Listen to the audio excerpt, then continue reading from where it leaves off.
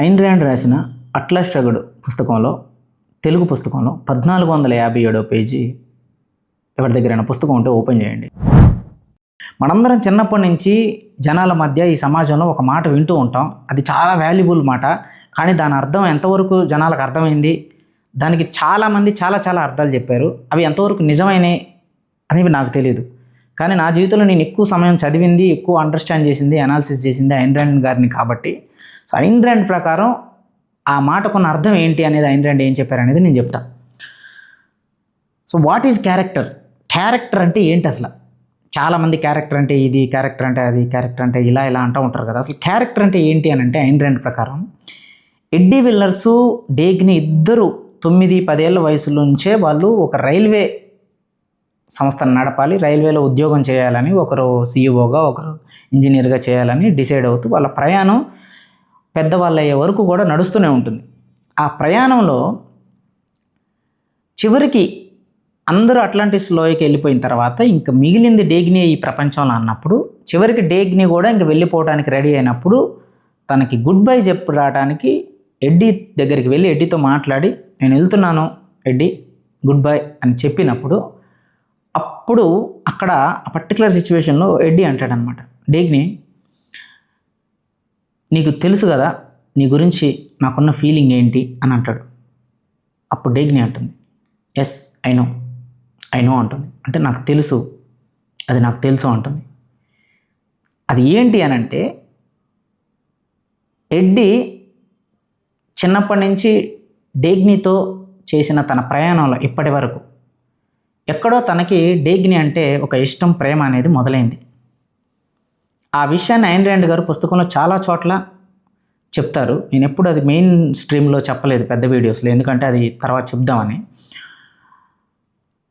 అలాంటి ఒక సందర్భం ఎక్కడ వస్తుందని అంటే, రియార్డన్ యొక్క చొక్కా డేగ్ని ఉండే హోటల్ రూమ్లో చూసినప్పుడు ఇతనికి ఒక తెలియని ఫ్రస్ట్రేషన్, ఒక కోపం వస్తుంది. That is the symbolism of he also has some feeling and interest on డేగ్ని అని అర్థం అనమాట. సో ఈ విషయం తనకు తెలుసు, నాకు తెలుసు, ఎస్ ఐ నో అని డేగ్ని అన్నది. కానీ ఎక్కడా కూడా ఆమె ప్రవర్తనలో కానీ ఆమె తీరులో కానీ ఎడ్డీని ఎంటర్టైన్ చేసినట్టు కానీ, అంటే తెలిసి ఇతను మనల్ని ఇష్టపడుతున్నాడు అనే విషయం తెలిసిన తర్వాత కూడా ఎడ్డీ తనని ఇష్టపడుతున్నాడని తన దాన్ని ఛాన్స్గా తీసుకోవటము, అవతల వ్యక్తిని ఎంటర్టైన్ చేయటం కానీ, ఎడ్డీతో ఏదో తన అవసరాల కోసం ఏదో తనని తీర్చుకోవడం కానీ, ఇట్లాంటి ఏ కైండ్ ఆఫ్ యాక్షన్స్ మనకి డేగ్ని యొక్క ప్రవర్తనలో కనపడవు.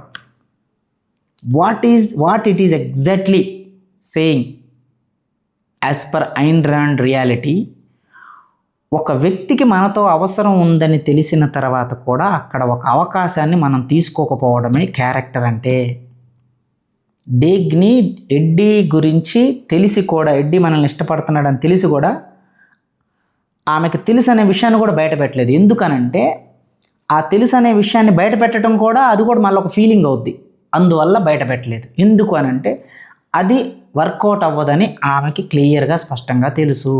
ఎందుకంటే తను ఆల్రెడీ తనకున్న ఇష్టాలు ఏంటి, తనకున్న అండర్స్టాండింగ్స్ ఏంటి, తనకున్న లైఫ్ ప్రాసెస్ ఏంటి, ఇతని యొక్క పారామీటర్స్ ఏంటి, ఇతనుకున్న లైఫ్ స్టైల్ ఏంటి అనేది తనకు తెలుసు. కాబట్టి చిన్నప్పటి నుంచి తనను ఒక స్నేహితుడు లాగానే చూసింది. కానీ తన మధ్య తనలో అలాంటి ఒక ఫీలింగ్కి అవకాశం అనేదే లేదు, రాదు అని తనకు తెలుసు. కాబట్టి తనని ఎంటర్టైన్ చేయలేదు. ఇది. సో నేను ఎప్పుడు నా రియల్ లైఫ్ గురించి చాలా తక్కువ చెప్తా, కానీ ఇక్కడ సందర్భం వచ్చింది కాబట్టి చెప్తా, ఇది ఉపయోగపడదు. ఎందుకంటే ఫిలాసఫీకి ఒక రైటర్కి డిఫరెన్స్ ఏంటంటే, ఫిలాసఫర్ అనేవాడు తాను బతికి ఏదైతే జీవితం బతుకుతాడో అదే చెప్తాడు, అదే ఫిలాసఫీ అంటే. రైటర్ అలా కాదు, ఈరోజు లవ్ స్టోరీ రాస్తే రేపు దేశభక్తి గురించి రాస్తాడు, ఎల్లుండి ఇంకేదో అగ్రికల్చర్ గురించి స్టోరీ రాయొచ్చు. అతను జస్ట్ వెళ్తాడు, రాస్తాడు, పక్కకు వస్తాడు. రైటర్, రచయిత అంటే అది. బట్ ఐన్ ర్యాండ్ ఫిలాసఫర్ అనేవాడు వాడు బతికేదే మాట్లాడతాడు, మాట్లాడేదే ఆచరిస్తాడు. సో నేను ఫిలాసఫీ చెప్తున్నాను కాబట్టి రియల్గా ఉండాలి. కాబట్టి నేను 2014 బీటెక్ అయిపోయిన తర్వాత హైదరాబాద్ వచ్చిన కొత్తలో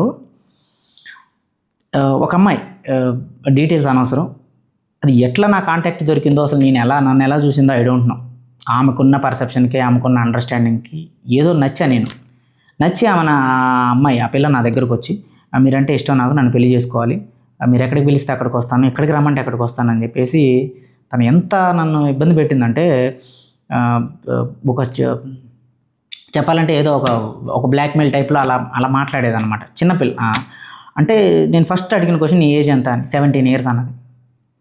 సో అసలు ఎందుకు వచ్చావు నువ్వు ఇక్కడికి అని అంటే, మా ఇంట్లో వాళ్ళు పెళ్లి చేయాలనుకుంటున్నారు, సో నాకు నచ్చలేదు ఆ పెళ్ళి, అందుకే నేను బయటకు వచ్చేసాను అన్నది. సో నాకు అర్థమైపోయింది, ఎందుకంటే నాకు చిన్నప్పటి నుంచి అబ్జర్వేషను, ఈ ఫిలాసఫీ, ఈ కైండ్ ఒక పర్సెప్షన్ ఉంటుంది కాబట్టి నాకు క్లియర్గా పిక్చర్ అర్థమైపోయింది. అంటే అమ్మాయి ఏదో ఇంట్లో ఉన్న ఒత్తిడికి, అక్కడున్న ఇష్ట ప్రకారం ఏదో నచ్చక వచ్చింది. ఇక్కడున్న టైంలో ఈ అమ్మాయికి ఇమీడియట్గా ఏదో ఒక లిటిల్ నీడో సపోర్టో ఏదో కావాలి. దాంట్లోంచి ఎవరో కొంచెం రీజనబుల్గా ఎవరైనా కనపడ్డా అది ఒక అట్రాక్షన్ రూపంలో ఎక్కడికో వెళ్ళింది. సో అర్థమైపోయి నేను అక్కడ ఆ అమ్మాయిని ఎన్ని రకాలుగా అవాయిడ్ చేయాలో చేసి, నేను ఆల్రెడీ అప్పటికి నేను బెంగళూరు జాబ్ ట్రయల్స్కి వెళ్తున్నప్పుడు కాయిన్ బాక్స్లో నుంచి కూడా కాల్ చేసేది. నా నెంబర్ ఎట్లా వెళ్ళిందో కూడా తెలియదు, సంథింగ్ ఏదో మిడిల్ ఎవరో వెళ్ళినట్టుంది, బట్ అదంతా టాపిక్ అనవసరం ఇక్కడ.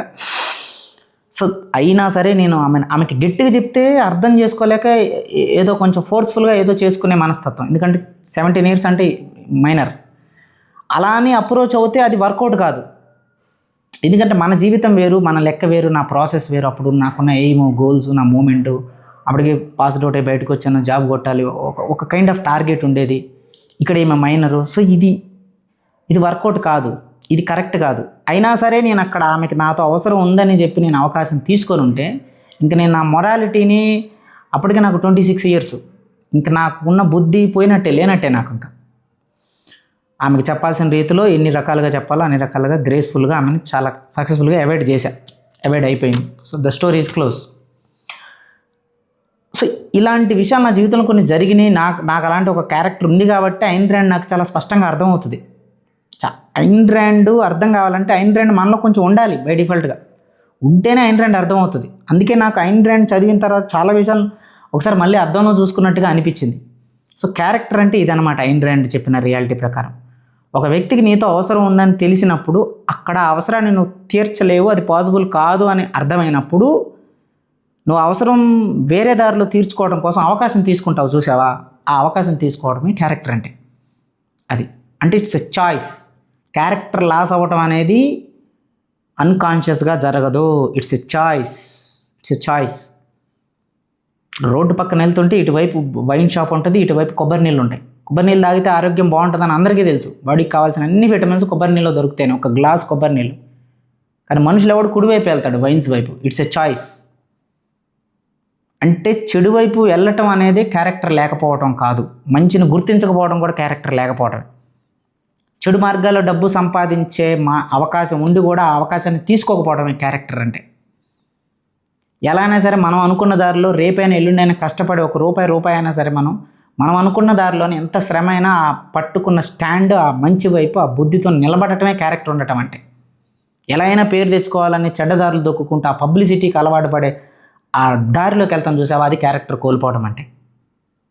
సో జీవితంలో ఎప్పుడైనా ఇది అవుతుందా అవ్వదా, ఇది కాదా అవునా అని తెలిసినప్పుడు క్లియర్ కట్గా ఆ వ్యక్తికి this is what my terms and conditions అని చెప్పి, ఇది కుదరదని చెప్పి అక్కడి నుంచి వెళ్ళిపోయినప్పుడే నువ్వు క్యారెక్టర్ని నిలబెట్టుకున్నట్టు. అలా కాకుండా గిలికజ్జాలు ఆడుకుంటా, అటు ఇటు ఎంటర్టైన్ చేసుకుంటా, అటు ఉందనో కాదనో లేదనో అవునో చెప్పకుండా వాళ్ళని నీ అవసరాలకి టైం అంతా వేస్ట్ చేసి, దాని తర్వాత మళ్ళీ ఏవో మొరాలిటీ డైలాగులు చెప్తే అది మొరాలిటీ అవ్వదు. సో దట్ ఈజ్ వాట్ ఇక్కడ డేగిని క్యారెక్టర్. 20 ఆల్మోస్ట్ వాళ్ళకి 30-28 years వస్తాయి క్యారెక్టర్స్, ఏది చిన్నప్పటి నుంచి పోల్చుకుంటే. అంటే వాళ్ళకి టీనేజ్ 10 years నుంచి 28 అంటే 18 years నుంచి తనకు ఆ ఫీలింగ్ ఉందని తెలిసి ఎడ్డీకి, అయినా సరే ఒక్కసారి కూడా ఆ విషయాన్ని అసలు కన్సిడర్ చేయదు. That is what the attention. ఎప్పుడైతే నువ్వు ఎదుటి వాళ్ళ యొక్క ఇష్టాన్ని కానీ అవసరాన్ని కానీ అది నీ దగ్గర వర్కౌట్ అవుతుందని తెలిసినప్పుడు నువ్వు అటెన్షన్ ఇవ్వకూడదు. అటెన్షన్ ఇవ్వకపోతే 1 or 2 or 3 or 4 times అంతే, 5th time వాళ్ళు వెళ్ళిపోతారు. ఎందుకంటే పీపుల్ అనేవాళ్ళు, మనుషులు అనేవాళ్ళు ఇప్పుడు ఆల్టర్నేటివ్ సొల్యూషన్ చూసుకుంటారు. ఎవ్వడు నీ కోసం 24 గంటలు వెయిట్ చేయడు.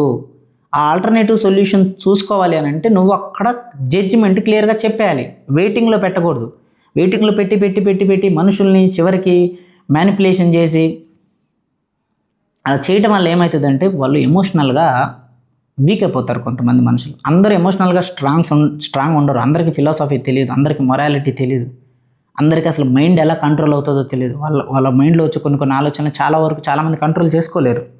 ఆ కంట్రోల్ చేసుకోలేని టైంలో పెద్ద పెద్ద డబ్బులు సంపాదించే వాళ్ళు కూడా క్షణకాలంలో వాళ్ళు తీసుకున్న నిర్ణయాలన్నీ మనం టీవీల్లో సినిమాల్లో టీవీల్లో చూస్తూనే ఉంటాం ఇప్పటికీ.